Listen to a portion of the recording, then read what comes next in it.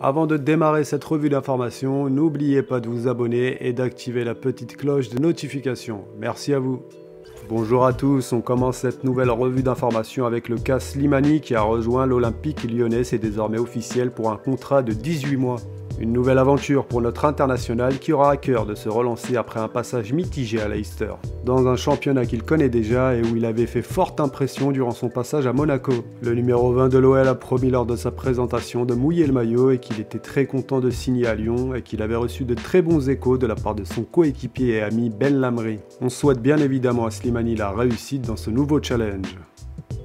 Auteur d'un excellent début de saison, Andy Delors, dont la valeur marchande est estimée à 15 millions d'euros, est au cœur de plusieurs rumeurs qu'il envoie à l'Olympique de Marseille ou en Première Ligue. Rumeurs toutes démenties par le joueur via son compte Twitter. Ce dernier s'est dit attaché à son club, répétant qu'il était très heureux d'être à Montpellier, considérant que le club est en sa maison et qu'il était prêt à baisser son salaire pour les soutenir vu la crise qui touche le football français. Bagdad Bounedjah continue sur sa lancée. Après son quadruplé lors de la précédente journée, le céréal buteur a été l'auteur d'un triplé lors du choc de la 14e journée au Qatar pour une victoire d'Al-Sadd 3-1. L'attaquant algérien continue de marcher sur l'eau, il caracole en tête du classement des buteurs avec un total de 15 buts, dont 9 lors des 3 derniers matchs. Impossible de parler de Bagdad Bounedjah sans mentionner son compère de toujours, Youssef Belaïli, qui a inscrit son 12e but de la saison, insuffisant car son équipe s'est inclinée.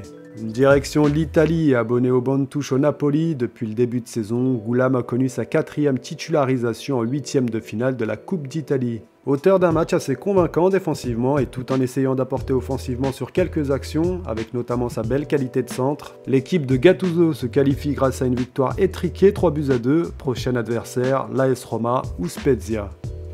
Loin du foot, une bonne nouvelle pour les fans de handball, l'équipe nationale algérienne a débuté son mondial par une victoire étriquée mais ô combien importante face à l'équipe du Maroc. Après un début de match et une première mi-temps totalement à l'avantage des Marocains 15-8, nos Verts ont renversé la tendance en seconde mi-temps et réussi une remontée spectaculaire, avec une grosse performance du gardien et de Abdi, auteur de 7 buts, meilleur marqueur du match. Cette victoire devrait permettre à nos capés de passer au second tour du mondial égyptien. C'est tout pour aujourd'hui, on se donne rendez-vous lundi pour une nouvelle revue d'informations. D'ici là, portez-vous bien, ciao!